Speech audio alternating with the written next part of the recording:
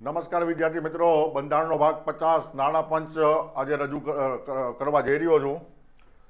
તો વિદ્યાર્થી મિત્રો, ચલો ડાયરેક્ટ ટુ બિઝનેસ. નાણાં પંચ, જેને વિત્ત આયોગ પણ કહેવાય હિન્દીમાં અને ઇંગ્લિશમાં ફાઇનાન્સ કમિશન પણ કહેવાય. તો તમારે યાદ રાખજો, નાણાં અને નાણાકીયમાં લોકોને ઘણી બધી વખત તકલીફ થતી હોય કે શું કહેવા માગે છે, કારણ કે હિન્દી શબ્દ પણ વાપરવામાં આવે. તો તમારે એટલું યાદ રાખવાનું, નાણાં 2 શબ્દ અને વિત્ત 2 શબ્દ, આ રીતે એક યાદ રાખજો. ચલો, આર્ટિકલ 280, આર્ટિકલ 280 મુજબ નાણાં પંચની જોગવાઈ છે.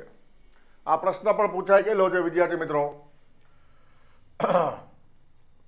આર્ટિકલ 280 મુજબ રાષ્ટ્રપતિ દર 5 વર્ષે અથવા તે પહેલા એક નાણાં પંચની રચના કરશે. 5 વર્ષ કે તે પહેલા, બરાબર સમજજો. અહીંયા આવી રીતે જ્યારે કોઈ પણ આપેલી હોય વસ્તુ, તો ત્યારે તમે સ્વાભાવિક રીતે આંકડા વધારે યાદ રહે, પરંતુ આંકડા પછીના શબ્દ પણ યાદ રાખવા જરૂરી છે. 5 વર્ષ અથવા તે પહેલા. ચલો, નાણાં પંચ એક અધ્યક્ષ વત્તા 4 સભ્યોનું બનેલું હશે, ટોટલ 5. અચ્છા, નાણાં પંચ એ એક અર્ધન્યાયિક quasi judicial, it's a quasi judicial body, મતલબ અર્ધન્યાયિક સંસ્થા છે. ન્યાયિક સંસ્થા જેટલા અધિકારો એમને મળતા નથી, બરાબર. આગળ મેં જણાવેલું છે કે અર્ધન્યાયિક સંસ્થાને ક્યાં ક્યાં અધિકાર મળે. At present 16th finance commission is going on. અત્યારે 16મું નાણાં પંચ છે કે જે 2026 થી 2031 માટે છે. આ પણ એક ધ્યાન રાખજો, કરંટ અફેર્સની બાબત છે. 2026 થી 2031 માટે છે. આ 16મું નાણાં પંચ 2023ના આખરમાં રચાયું હતું. It was form at the end of 2023.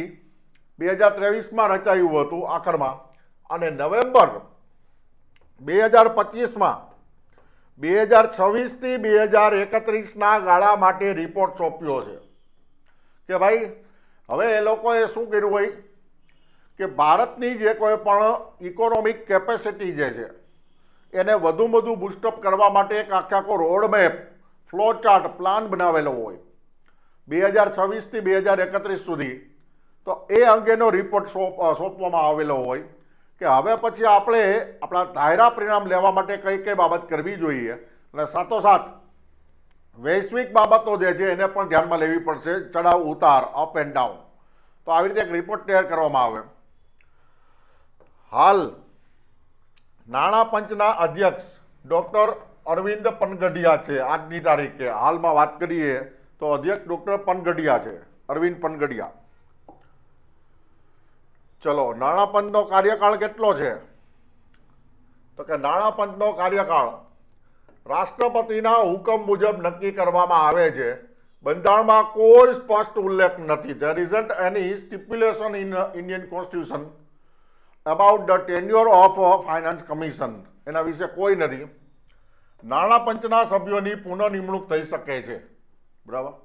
All the members of finance commission can be reappointed, એમ કહેવા માંગે છે. ચલો, નેક્સ્ટ સ્લાઇડ જોઈએ આપણે.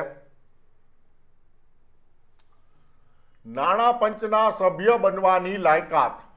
Vote are the qualification to be member of finance commission? બંધારણ દ્વારા નાણાં પંચના સભ્યોની લાયકાત સંસદ નક્કી કરે છે. આધાર કયો? તો કે બંધારણ. who will decide? our parliament, Indian parliament. સંસદ નક્કી કરે છે. સંસદ દ્વારા આ કાયદાનું નામ ખાસ યાદ રાખજો. ખાસ કરીને ક્લાસ 1, 2 કે પીએસઆઈની એક્ઝામમાં પણ પૂછી શકાય. જ્યારે વિદ્યાર્થી મિત્રો 4-5 દાયકા પહેલાના કોઈ પણ કાયદાનું નામ વાંચતા હોય ત્યારે એ લોકો એક એવું બિલીવ કરતા હોય કે ભાઈ આ ન પૂછી શકાય. તમે જે માનતા હોય કે આ નહીં આવે, પ્રશ્ન પૂછનારને એ જ જોતું હોય એવું જ આવશે. તો finance commission miscellaneous provision act 1951 1951નો કાયદો છે. પસાર કરવામાં આવ્યો છે, જે મુજબ અધ્યક્ષ જાહેર જીવનનો અનુભવી હોવો જોઈએ વત્તા 4 સભ્યોની લાયકાત નીચે મુજબ છે. ચાર સભ્યોની લાયકાત. ઉચ્ચ ન્યાયાલય મતલબ હાઈકોર્ટના ન્યાયાધીશ બનવાની લાયકાત. બીજું, સરકારના નાણાકીય હિસાબોનું વિશેષ જ્ઞાન, જેની પાસે એકાઉન્ટિંગ ઓડિટનું નોલેજ હોય તેવો વ્યક્તિ હોવો જોઈએ. પછી નિષ્ણાત અર્થશાસ્ત્રી, લર્નેડ ઇકોનોમિસ્ટ હોવો જોઈએ. અને વહીવટી અને નાણાકીય બાબતોનો વિશેષ અનુભવ હોય તેવો એક સભ્ય હોવો જોઈએ. તો ખાસ યાદ રાખજો, ઓડ વન આઉટ તરીકે પણ પૂછી શકે, which one is not correct એમ કરી પણ પૂછી શકે. આ તમને સભ્યોની લાયકાત. અહીંયા જો બરાબર સમજો, અહીંયા કોઈ સ્પેસિફિક રિક્વાયરમેન્ટ નથી અધ્યક્ષ માટે, પણ એટલું લખેલું કે જાહેર જીવનનો બહોળો અનુભવ હોવો જોઈએ, એટલું જ લખેલું છે. ચલો, નાણાં પંચના કાર્યો. આ બધા કાર્યો જે છે એ આપણા જીવનને પ્રત્યક્ષ રીતે અસર કરે એવા હોય છે. ચલો, ફંક્શન્સ ઓફ ફાઇનાન્સ કમિશન. નાણાં પંચના કાર્યો કેન્દ્ર અને રાજ્ય વચ્ચે બંધારણીય જોગવાઈને આધીન કરની શુદ્ધ આવકની યોગ્ય વહેંચણી કરે છે. આને સામાન્ય શબ્દમાં કહીએ તો ચોખ્ખા કરની વહેંચણી કરે છે. નેટ ટેક્સ, ચોખ્ખા કરની વહેંચણી કરે છે. રાજ્ય અને રાજ્ય વચ્ચે કરની શુદ્ધ આવકની વહેંચણી પણ નાણાં પંચ કરે છે. કેન્દ્ર અને રાજ્ય વચ્ચે, રાજ્ય અને રાજ્ય વચ્ચે. રાજ્યના નાણાં પંચ દ્વારા જે ભલામણો થાય તે મુજબ પંચાયતો અને નગરપાલિકાઓ માટે રાજ્યની સંચિત નિધિમાં, કોન્સોલિડેટેડ ફંડમાં, ભંડોળમાં વધારો કરવા વિચારણા. મિત્રો, હમણાં 1 ફેબ્રુઆરીએ બજેટ આવશે, તો બજેટ માટે લોકોની રેકમેન્ડેશન, ભલામણો, સૂચનો, એડવાઇસ માંગવામાં આવે. તો સૌથી નીચલા સ્તરથી હું વાત કરું તો તાલુકા પંચાયત છે, એ પોતાનો રોડમેપ ભવિષ્યનો 1 કે 2 વર્ષનો, જિલ્લા પંચાયત જે છે એ પંચાયત મંત્રાલયને મોકલશે રાજ્યના. ઓવરઓલ આવી રીતે તમામ જિલ્લા, તમામ વિભાગ દ્વારા પોતપોતાના આકલન, અનુમાન, સંભાવના, શક્યતા, આંકડાકીય તમામ જે નાણાંની રિક્વાયરમેન્ટ છે એ મોકલવામાં આવશે. અને ultimately it is pass to finance ministry of India. અને આખા ઇન્ડિયાનો આવી રીતે એક ભાગ લેવામાં આવશે અને છેવટે એક બજેટ બનાવવામાં આવશે. આ હતી બજેટની વાત. નાણાં પંચ જે છે એ ભવિષ્યની જરૂરિયાતનું આકલન કરશે.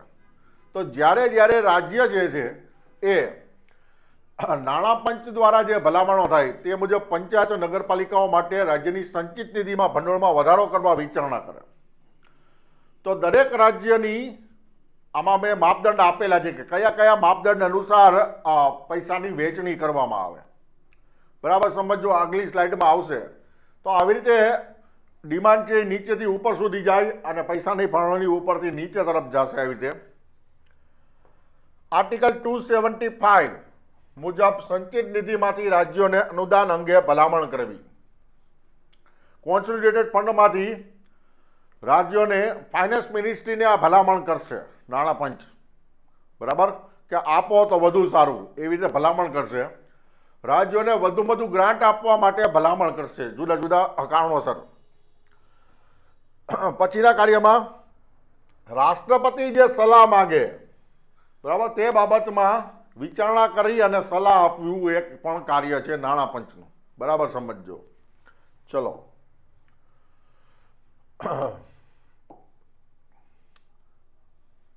હવે આવશે નાણાં પંચનો અહેવાલ, નાણાં પંચનો રિપોર્ટ. આર્ટિકલ 281 281.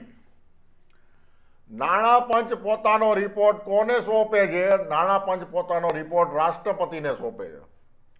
આ રિપોર્ટ સંસદના બંને ગૃહોમાં, લોકસભા અને રાજ્યસભા બંનેમાં રજૂ થાય છે. સંસદ નાણાં પંચની ભલામણ માનવા બાધ્ય નથી. બરાબર, સંસદ એવું જરૂરી નથી, they are not bound to માનવા બંધાયેલા નથી. પરંતુ સંસદે ભલામણોના માનવાનું પ્રમાણિત કારણ ના માનવાનું પ્રમાણિત કારણ રજૂ કરવું પડશે કે ભાઈ તમે ભલામણ કરી હતી, ચલો અમે નથી માનવા તૈયાર, તો શું કામ નથી માનવા તૈયાર તેનું એક પ્રમાણિત કારણ રજૂ કરવું પડશે. કાયદાકીય ક્ષમતા શું છે? નાણાં પંચની કાયદાકીય ક્ષમતા તો કે નાણાં પંચ અર્ધન્યાયી ક્વાસી જ્યુડિશિયલ બોડી છે, માટે તેની પાસે કયા કોર્ટની શક્તિ છે? તો કે દીવાની એટલે કે સિવિલ કોર્ટની શક્તિ છે. અદાલત જેમ સાક્ષીઓ માટે વોરંટ કે સમન્સ કાઢી શકશે, બરાબર, અને દસ્તાવેજો રજૂ કરાવવાની સત્તા છે, દસ્તાવેજો રજૂ કરાવવા માટે પણ એ માગણી કરી શકશે એમ કહેવા માંગે છે અહીંયા. તો એ ક્વાસી જ્યુડિશિયલ બોડી છે, કઈ કોર્ટ સમકક્ષ એમની શક્તિ છે? તો કે દીવાની કોર્ટ સમકક્ષ એમની શક્તિ છે. અચ્છા, 16મા નાણાં આયોગ 2026 થી 2031 માટેના માપદંડ. This is very important for the fourth coming examination from economy, અર્થતંત્રના પોઈન્ટ ઓફ વ્યૂથી. અચ્છા, તમે આને કરંટ અફેર્સ ગણો તો કરંટ અફેર્સ, તમે આને બંધારણ ગણો તો બંધારણ. જો બરાબર સમજો. હવે પછીની વાત છે 2026-2031ના માપદંડ છે, ક્રાઇટેરિયા. કેન્દ્ર અને રાજ્ય વચ્ચે કરવેરાની વહેંચણી કેવી રીતે થશે? How it will be done? તો એના આધાર આપેલા છે. મારે 5 જણા વચ્ચે વહેંચણી કરવી હોય પૈસાની, તો મારે કંઈક આધાર રાખવો પડે કે ભાઈ આ એડવાન્સ લેવલનું ભણે છે તો એને વધારે પૈસા, હજી પ્રાઇમરીમાં છે તો ઓછા પૈસા, વગેરે વગેરે. એવા કોઈકને કોઈક માપદંડ રાખવા પડશે મારે. એમાં પહેલું માપદંડ છે રાજ્યની પ્રતિ વ્યક્તિ આવક, પર capita income of particular state, અને સૌથી સમૃદ્ધ રાજ્યની આવક વચ્ચેનો તફાવત. આ તફાવત ધ્યાનમાં લેશે. સે ફોર એક્ઝામ્પલ, સૌથી સમૃદ્ધ રાજ્યની આવક જે છે પર કેપિટા ઇન્કમ ગુજરાતની, તો કે વર્ષે 3 લાખ રૂપિયા છે, અને હવે આપણે એને કમ્પેર કરતા હોય છત્તીસગઢ સાથે, તો એનો એક તો પહેલા ગેપ ગોતવામાં આવશે માપદંડ તરીકે. સામાજિક અને આર્થિક સમતુલા જાળવવી, આ પણ એક છે કે લોકો સમાજમાં એક રસ થઈને રહી શકે અને લોકોની જે ઇન્કમ ગેપ જે છે એ ઓછામાં ઓછો થાય, આર્થિક સમતુલા જળવાય, ઇક્વાલિટી ઓફ ઇન્કમ, બરાબર. આ એક માપદંડને ધ્યાનમાં રાખીને પૈસાની વહેંચણી કરશે. ઉદ્દેશ્ય શું છે? તો કે ગરીબ અને પછાત રાજ્યોને વધુ સહાય આપવી. જો this food B your option in the examination. ગરીબ અને પછાત રાજ્યોને વધુ સહાય આપવી, આવું એક માપદંડ રાખ્યું છે. અહીંયા વસ્તી આપણે ખ્યાલ હશે કે એકની સિરીઝની અંદર વસ્તી ગણતરી થાય છે. 2001, 2011, 2021. 2021માં કમનસીબે વસ્તી ગણતરી થઈ શકી નહોતી, માટે આધાર લેવામાં આવ્યો છે 2011ની વસ્તી ગણતરી. આ પણ તમારું એક ઓપ્શન બની શકે કે વર્તમાનમાં જે નાણાં પંચે કઈ વસ્તીના આધારે માપદંડ નક્કી કરે છે. 2011ની વસ્તી ગણતરી. રાજ્યની કુલ વસ્તીના આધારે ફંડનું વિતરણ. તો જો પહેલા શું થતું કે ભાઈ લાંબો હોય કે ટૂંકો હોય, દરજી બધાનું માપ હરખું જ લે. ના, એવું નહીં. અહીંયા શું કહેવા માંગે બરાબર સમજે કે ઉત્તર પ્રદેશની વસ્તી અને ગુજરાતની વસ્તી, તો વસ્તીના આધારે માથાદીઠ જે કોઈ પણ જરૂરિયાત હોય પૈસાની એ રીતના પૂરી પાડવામાં આવશે, બરાબર. તો અહીંયા વસ્તીને પ્રાધાન્ય આપવામાં આવ્યું છે. ઇન શોર્ટ, વધુ વસ્તી તો વધુ ખર્ચ, આ ફોર્મ્યુલા અપનાવવામાં આવી છે. આ બધું લેટેસ્ટ છે વિદ્યાર્થી મિત્રો. ચલો,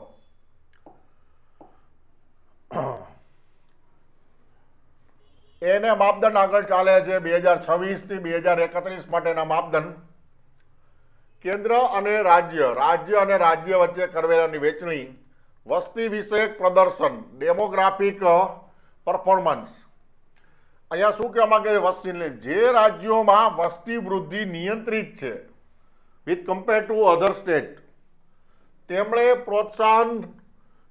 તેવા રાજ્યોને વધારે પ્રોત્સાહન આપવામાં આવશે. બીજો પણ પરિવાર નિયોજનની નીતિઓને વેગ. તો અહીંયા આ જે 2026 થી 2031નું ફાઇનાન્સ કમિશન છે એ એમ કહે છે કે જે વસ્તી વૃદ્ધિને નિયંત્રિત કરશે તેમને વધારે પૈસા મળશે, ઇન શોર્ટ. અને જે લોકો ફેમિલી પ્લાનિંગ પરિવાર નિયોજનની નીતિઓને વેગ આપે છે એ લોકોને પણ પ્રમાણમાં વધારે મળશે આ યોજનાને લઈને. હવે આવ્યું એક માપદંડ આવ્યું વિસ્તાર. મોટા વિસ્તારવાળા રાજ્યોને વહીવટી અને માળખાકીય ખર્ચ વધુ સ્વાભાવિક છે. તો અમુક રાજ્યની વસ્તી વધુ છે, જેમ કે યુપી, પણ રાજસ્થાનમાં વિસ્તાર વધુ છે. તો જેમ મોટો વિસ્તાર એવી રીતે વહીવટી ખર્ચ ને માળખાકીય ઇન્ફ્રાસ્ટ્રક્ચરનો ખર્ચ પણ વધુ થાય. આથી વિસ્તારને એક માપદંડ તરીકે લેવામાં આવ્યો છે. તો ધ્યાન રાખજો, વસ્તી, વિસ્તાર. પછી આવે છે જે તે રાજ્યમાં વન અને પર્યાવરણ. તો એમાં એમ કહેવા માંગે છે વધુ જંગલ વિસ્તાર પર રાજ્યોને વિશેષ વજન વેઇટ આપવામાં આવશે. તમામ જે માપદંડ છે એને વેટેજ એવરેજ જેની વાત કરી આપણે, તો એને એક મૂલ્યાંકન ભારાંક આપવામાં આવેલો વેઇટેજ, અને એના અનુસાર પૈસાની વહેંચણી થાય. પર્યાવરણ સંરક્ષણ માટે પ્રોત્સાહન, એના માટે એક સ્પેશિયલ ફાળવણી કરવામાં આવશે કે જે રાજ્યમાં જંગલનો વિસ્તાર વધુ, બરાબર, એમાં પર્યાવરણને લઈને વધારે પૈસા. ચલો, 16મા નાણાં આયોગ 2026-2031 માપદંડ, હજી માપદંડ જ ચાલે છે. અચ્છા, કેન્દ્ર અને રાજ્ય વચ્ચે કરવેરાની વહેંચણી. 6મું માપદંડ છે કર પ્રયત્ન અને નાણાકીય શિસ્ત. રાજ્યનું કર સંકલન જોવામાં આવશે. કયા કયા રાજ્યોએ ટેક્સ તો લાદી દીધો, અચ્છા, એની વસૂલી, બરાબર, એને ઉઘરાવવા માટે કેટલા લોકોએ ટાર્ગેટ પૂરા કર્યા, બરાબર. રાજ્યના હકના પૈસા રાજ્યની આળસને કારણે જો ન મળતા હોય, બરાબર, તો આળસ ખંખેરવાની વાત કરે છે કે ભાઈ તમે વધુ કલેક્શન કરો, બરાબર, જે તમે માપદંડ નક્કી કર્યા છે મુજબ, તો એ લોકોને પ્રોત્સાહન આપવામાં આવશે. નાણાકીય શિસ્ત રાખનાર રાજ્યને ઇનામ છે. ફોર એક્ઝામ્પલ 90% જેને ઉઘરાણીનો ટાર્ગેટ પૂરો કર્યો હોય તો એ લોકોને સ્પેશિયલ ઇનામ આપવામાં આવશે. 7મું માપદંડ છે આપત્તિ અને હવામાન જોખમ. કુદરતી આપત્તિ પ્રધાન રાજ્યોને ખાસ ધ્યાન. જો આપણે ચોમાસામાં જોઈએ તો નોર્થ ઇસ્ટના રાજ્યો, બિહાર, વેસ્ટ બેંગાલની અંદર પૂરની બહુ ખરાબ પરિસ્થિતિ હોય છે. તો અમુક જગ્યાએ દુકાળની પણ પરિસ્થિતિ હોય છે. તો આવી રીતે આ પણ એક માપદંડ લેવામાં આવ્યું. તમે ખાલી આ સ્ક્રીનશોટ લઈને ખાલી 7 માપદંડના હેડિંગ તમે જો ગોખશો ને તો પણ પરીક્ષામાં આવવાની પૂરેપૂરી સંભાવના.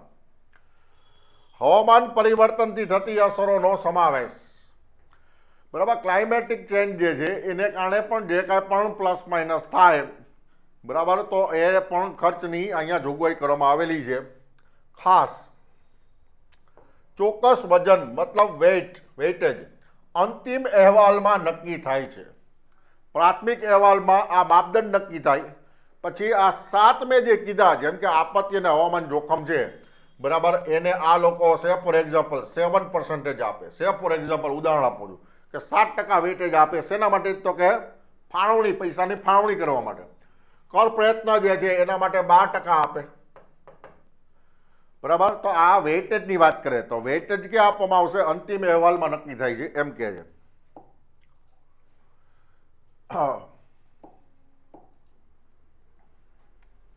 નાણાં પંચ વિત્ત આયોગ, કેન્દ્ર રાજ્ય કર વહેંચણી, બરાબર. વર્ટિકલ ડિવેલ્યુએશન, કેન્દ્ર અને રાજ્યની વહેંચણી ઇંગ્લિશમાં શું કે વર્ટિકલ ડિવેલ્યુએશન. મોસ્ટ આઈએમપી, પરીક્ષામાં પૂછાવા માટેનું મોસ્ટ આઈએમપી.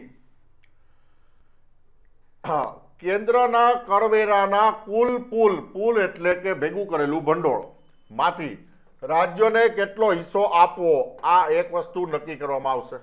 બીજું મોસ્ટ આઈએમપી, તમામ રાજ્યો દ્વારા 41% જે હતા, મતલબ 100 રૂપિયા જો કેન્દ્ર પાસે આવ્યા તો 41 રૂપિયા વેઇટેજ મુજબ વેચવામાં આવતા રાજ્યો વચ્ચે.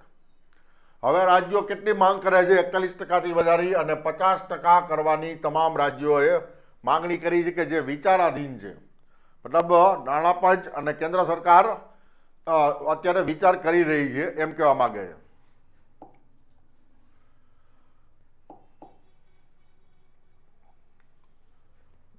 અચ્છા, સ્થાનિક સ્વરાજ સંસ્થાઓ માટે માપદંડ, પંચાયત અને પાલિકાઓ માટે. આ રાજ્યના જોઈએ આપણે માપદંડ અત્યાર સુધીમાં 7. હવે પંચાયત અને પાલિકા સ્થાનિક સ્વરાજ માટે તો કે જે તે પંચાયત કે પાલિકાની વસ્તીને ધ્યાનમાં લેવામાં આવશે, એને વેઇટેજ આપવામાં આવશે, એનો વિસ્તાર કેટલો મોટો કે નાનો છે તે ધ્યાનમાં લેવામાં આવશે, એમને જુદી જુદી કામગીરી કરેલી હોય 29 પ્રકારના કામ કે 20 પ્રકારના કામ જે કાંઈ પણ આપેલા છે પંચાયતી રાજમાં, બરાબર, એને કેટલી અંશે એમને પૂરા કર્યા છે તે જોવામાં આવશે.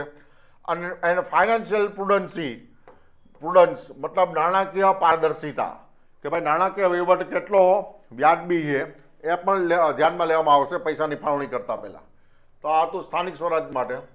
તો વિદ્યાર્થી મિત્રો, પરીક્ષાલક્ષી સચોટ મેં આ વિડીયો બનાવેલો છે નાણાં પંચને લઈને, બરાબર. તો વિદ્યાર્થી મિત્રો, તમે કન્ટેન્ટ પર ધ્યાન આપજો, ટેકનિકલ બાબતો કદાચ પ્લસ માઇનસ થાય. વિદ્યાર્થી મિત્રો, તમને મારો વિડીયો ગમતો હોય તો લાઇક શેર સબસ્ક્રાઇબ કરજો. ઓકે, ધન્યવાદ. જય હિન્દ વિદ્યાર્થી મિત્રો.